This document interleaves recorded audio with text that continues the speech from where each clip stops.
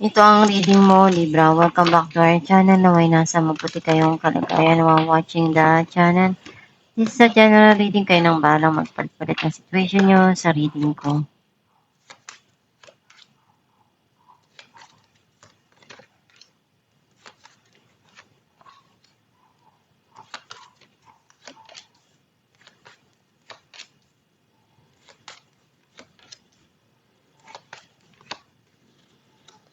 At the bottom of the deck, 3 of Cups. I feel like ang nasisense ko na energy mo, nakita ko na iniisip mo na ayusin kung ano yung mga nangyari or gusto mong lumabas, i-enjoy at makipagkita sa mga kaibigan or sa mga mahal mo sa buhay, enjoy yung buhay at bigyan ng time yung sarili mo para makapag-relax. Ang mensahe ng card mo, alam mo kung ano yung responsibilidad mo. Gagawin mo lahat para maibigay kung ano yung makakaya mo doon. Pinupunuan mo at hindi ka nagkukulang. Minsan napapagod ka na, nape-burn out ka na, pero ayaw mong sumuko. Hindi ka pa rin basta-basta bibitaw dahil alam mo kung ano yung kaya mo at ibibigay mo kung ano yung kailangan doon sa sitwasyon. Gusto mo munang bigyan ng time yung sarili mo para makapagpahinga at makapag-isip-isip.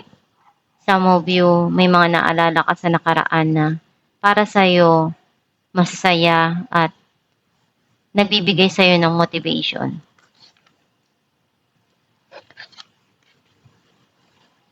Nagkaroon ng paghihiwalay or ending dun sa situation. Ngayon, may darating dito na pagsisimula. Meron ditong bagong idea na darating sa'yo, clarity or communication. Some of you, you are removing some people in your life na para sa'yo, hindi naman nakakatulong sa sitwasyon mo or sa mga nangyayari sa buhay mo.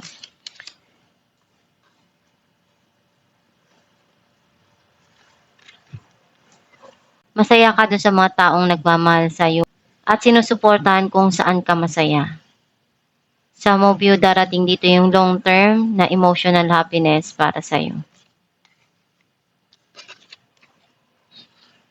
May mga option na binibigay sa'yo pero hindi ka pa ready na magdesisyon at ibigay kung ano yung kasagutan doon.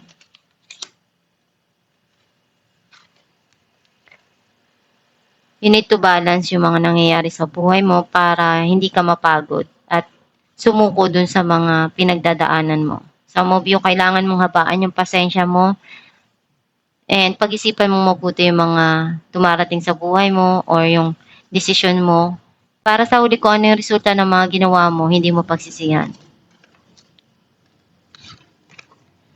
May darating dito na blessing na pinaghirapan mo.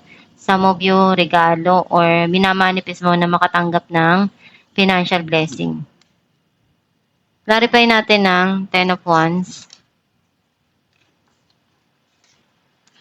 4 of Swords and King of Cups. Itong taon na to, sobra kanyang mahal.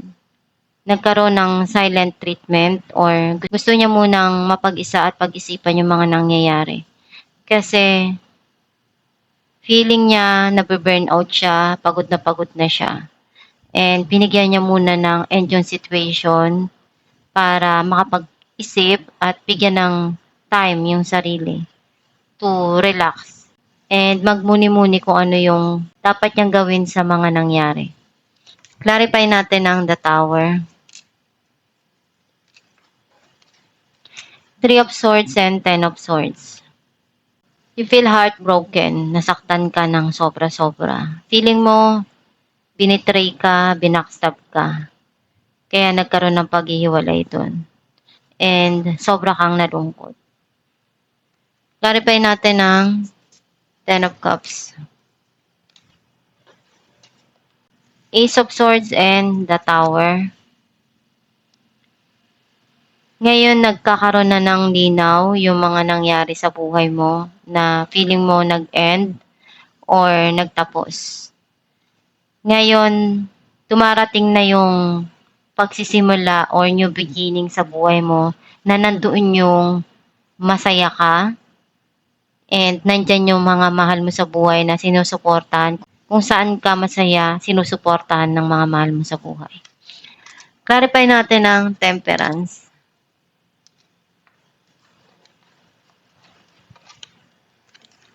Six of Swords and the Sun. Unti-unti ka nang naghihil sa mga nangyari. Ngayon, mas gusto mong harapin kung ano yung dumarating sa buhay mo. Nagiging masaya ka na. And some of you may darating na happiness dito.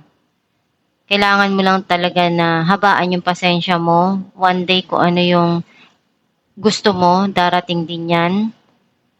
Yung mga bagay na akala mo hindi ka na magiging masaya, unti-unti yan na ibibigay sa'yo. Clarify natin ang Four of Swords. Six of Pentacles and King of Swords. Mahalaga sa'yo na nakakatulong palagi kasi alam mo sa sarili mo na tama yun. Some of you, iniisip nitong past person mo na magmakaawa. And ngayon niya nare-realize nung nagkaroon ng katahimikan between you and this person. Gusto niyang humingi ng kapatawaran sa mga nagawa niya.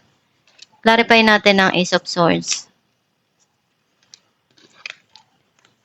The Moon and Three of Pentacles. At the back of your mind, alam mo na kung ano yung kailangan mong gawin kasi nagkakaroon na ng linaw ngayon kung ano yung gusto mo na ayusin. At some of you, merong mga gusto mong gawin na paraan para makuha mo kung ano yung goal mo sa buhay. And meron ditong darating na collaboration. Clarify natin ang Seven of Cups. Six of Cups and Seven of Pentacles. Yung past person mo, iniisip niyang bumalik, pero hindi pa siya desidido. Naguguluhan pa rin siya. Kasi natatakot siya na magbigay uli ng effort niya na baka walang bumalik or walang mangyari dun sa mga gagawin niya at masayang lang yung pagod niya. Clarify natin ang Ace of Pentacles. Some of you, inisip mo na lahat binigay mo yung makakaya mo sa mga mahal mo sa buhay. And ngayon, hindi mo alam kung kailan kaya masusuklian yung mga pinaghirapan mo. The Sun and Nine of Cups.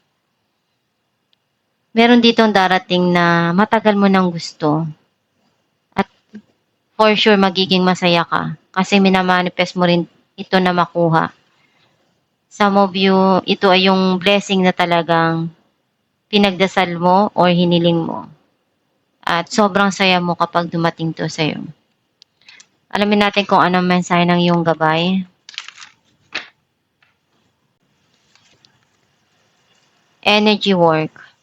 Life can be electrifying because its very essence is energy. Your body is a remarkable energy field that will positively respond to loving treatments. Your hands and heart are activated to give healing energy to your loved ones and clients. Ang mensahe ng iyong gabay na yung energy mo, mahalaga yan. Kung ano yung binibigay mo, yun yung bumabalik sa'yo. Basta maging positibo ka sa mga ginagawa mo, sa iniisip mo, sa nararamdaman mo, para yun yung ma-attract mo sa buhay. Manifest mo yung magaganda at kung ano yung talagang magpapasaya para sa'yo. Some of you, andun yung pagsusumikap mo na makatulong sa ibang tao. Kung ano yung binibigay mo, iyon din yung darating sa'yo. Basta gawin mo lang palagi yung makakaya mo. And kung saan ka magiging masaya, dun ka. Para hindi mo pagsisihan sa huli at para hindi masayang yung oras mo, yung effort mo. Manalig ka lang sa Diyos Ama na tutulungan ka sa mga pinagdadaanan mo at gagabayan ka sa mga ginagawa mo. At itong yung reading libre, kung nakaresonate ka, kindly comment down below. Thank you for watching.